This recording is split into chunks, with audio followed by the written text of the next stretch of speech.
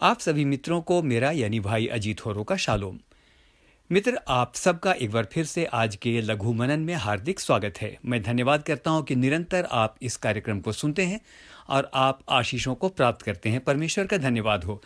तो आज हम मनन में चलेंगे और आज हम मनन करेंगे मरकुस रचित सुसमाचार उसका 8वां अध्याय और उसके 26वें पद पर। यहाँ इस प्रकार से लिखा है, और उसने उससे यह कहकर घर भेजा कि इस गांव के भीतर पांव भी न रखना। मित्र, आइए थोड़ी देर के लिए इस पद की पृष्ठभूमि को भली भांति समझ लें। हुआ यह था कि यीशु किसी गांव में सेवा करने अपने चेलों के साथ गए थे। ये उन दिनों की बात है जब यीशु की सेवा पूरे जोर शोर से चल रही थी। इसी क्रम में बेतसैदा नामक स्थान में वे आए थे। मरकुस 8 और उसके 22वें वचन इस प्रकार से बताता है, और वे बेतसैदा में आए और लोग एक अंधे को उसके पास लाए और उससे विनती की कि वह उसको छुए। एक और सुसमाचार में इस प्रकार से लिखा है, लोगों ने विनती की कि वह उस अंधे पर हाथ रखे।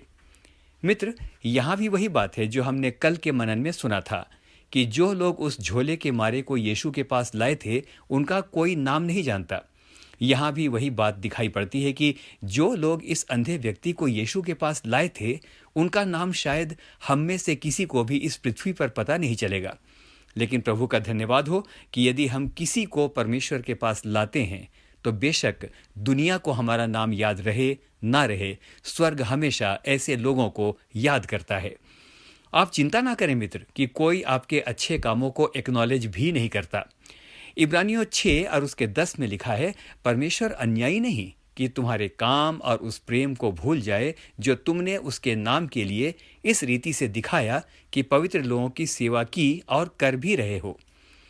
मित्र, मेरे मन में एक सवाल आता है, क्या परमेश्वर उन लोगों को भूल जाएगा जो उस अंधे व्यक्ति को परमेश्वर के पुत्र के पास लाए थे? जवाब है, कदापि नहीं। तो आइए अब आगे चलते हैं। तो हम सुन रहे थे कि लोग उस अंधे व्यक्ति को यीशु के पास लाए कि वो उसे छुए या उस पर हाथ रखे। लेकिन आइए अब देखें कि उस अंधे व्यक्ति के साथ यीशु ने क्या किया। मरकुस 8 और उसके 23 में लिखा है, यीशु उस अंधे का हाथ पकड़कर उसे गांव से बाहर ले गया। और एक बार रिपीट करूंगा, यीशु उस अंधे का हाथ पकड़कर उसे गांव से बाहर ले गया और उसकी आंखों में थूक कर उस पर हाथ रखे और उससे पूछा, क्या तू कुछ देखता है? मित्र, एक बात पर ध्यान दीजिए।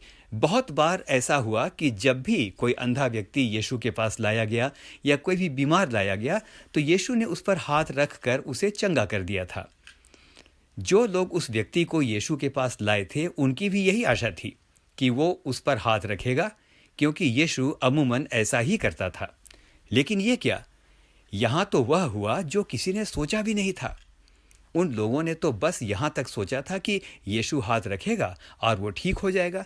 लेकिन यहां तो बात ही कुछ और हो गई मित्रों। वाह, वो उसका हाथ पकड़कर गांव से ही बाहर ले गया। मित्र, बहुत ध्यान से सुनिए। जो लोग यीशु के पास उस व्यक्ति को लाए थे उनकी आशा बहुत सीमित थी कि वो बस अपना हाथ रख दे। लेकिन यीशु ने उनकी आशाओं से बहुत अधिक बढ़कर किया। उसने उसका हाथ पकड़ा और गांव से बाहर ही ले गया। बहुत बार मित्र, हम भी यीशु को अत्यंत सीमित रूप में ही देखते हैं। बस तू किसी तरह से हमें पास कर दे, किसी तरह एक छोटी मोटी नौकरी ही लगा दे, किसी तरह 3-4 हज़ार रुपया ही दिला दे, बस इतना ही कर दे, आगे कोई बात नहीं, मैं मैनेज कर लूँगा। लेकिन मित्र, आपको इस मनन को सुनते समय यह विश्वास करना चाहिए कि वह हमारी सोच और समझ से बहुत अधिक कर सकता है। इफिसियों 3:20 में वचन कहता है, वह ऐसा सामर्थी है कि हमारी विनती और समझ से कहीं बढ़कर अधिक काम कर सकता है।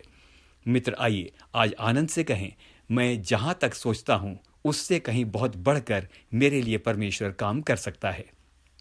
मित्र, हम कहते हैं बस छू ले। वो कहता है, मैं तुम्हारे घर आकर भोजन करना चाहता हूं।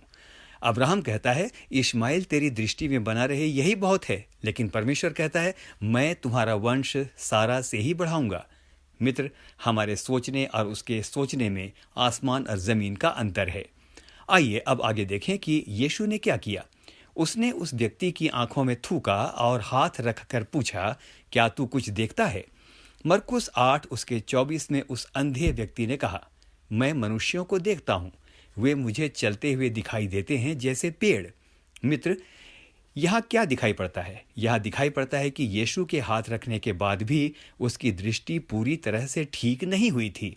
उसे अभी भी यीशु की जरूरत थी। तो हमारे आत्मिक जीवनों में भी मित्र ऐसा ही होता है। मात्र थोड़ी बहुत संगति से, कुछ कुछ करने से ये गारंटी नहीं हो जाती कि हम आत्मिक बातों को पूरी तरह साफ साफ देख और समझ पाएंगे। हमें याद रखिए, यीशु की बार बार ज़रूरत है। जितनी अधिक संगति करेंगे, प्रतिदिन उतना ही साफ साफ देखते चले जाएंगे। मत कहिए मुझे सब दिखता है। इसी अहंकार में लोग बर्बाद होते हैं कि उन्हें सब दिखता है। वचन नहीं कहता कि हम बदल जाते हैं। वचन 2 कुरिन्थियों 3:18 में कहता है, हम अंश अंश करके बदलते जाते हैं। आइए अब मनन के अंत में चलें। मरकुस 8:25-26 में वचन कहता है, जब उस अंधे ने कहा कि मैं ठीक से देख नहीं सकता, तो ऐसा लिखा है, यीशु ने दोबारा उस पर हाथ रखे, उसने ध्यान से देखा और वह चंगा हो गया। यीशु ने उसे यह कहकर घर भेजा कि इस गांव में पांव भी न रखना। मित्र, ध्यान दीजिए, यीशु ने उसे घर भेजा और कहा, इस गांव में पांव भी न रखना। इसका अर्थ ये है कि उसका घर उस गांव में नहीं था। वह वहां आता जाता रहा होगा, वो वहां संगति करता रहा होगा। दरअसल सोचने की बात यह है कि वो गांव क्या है? यीशु ने क्यों कहा इस गांव में पांव भी न रखना? वो गांव शायद हमारी पुरानी आदतें हैं, जहां हम वर्षों से रह रहे हैं। हमारा पुराना जीवन जिसमें क्रोध, लालच, ईर्ष्या और सारी अभिलाषाएं भरी हुई हैं। वो गांव शायद हमारे दुनियावी विचार हैं, जहां हम अक्सर टहलते और आते जाते रहते हैं। मित्र, उसने उसे घर भेजा और कहा, इस गांव में पांव भी ना रखना। ये दुनिया हमारा घर नहीं है। यीशु ने उसे घर भेजा और कहा, इस गांव में पांव भी ना रखना। यीशु ने हमें भी घर ही भेजा है। हम स्वर्गीय घर की यात्रा में ही लगातार चल रहे हैं। मित्र, आइए उन गांव से बाहर चलें, उन गांव से बाहर चलें जहां हम अक्सर पाए जाते हैं, और सियोन की ओर प्रतिदिन अपने कदम बढ़ाते चले जाएं। हम में से हर एक को परमेश्वर बहुतायत के साथ आशीष दे। Identify the villages in which we generally live. हम में से हर एक को परमेश्वर आज के दिन आशीष देगा। आमीन। एक बार फिर से कहता हूं, आमीन। आप भी मेरे साथ कहें, आमीन।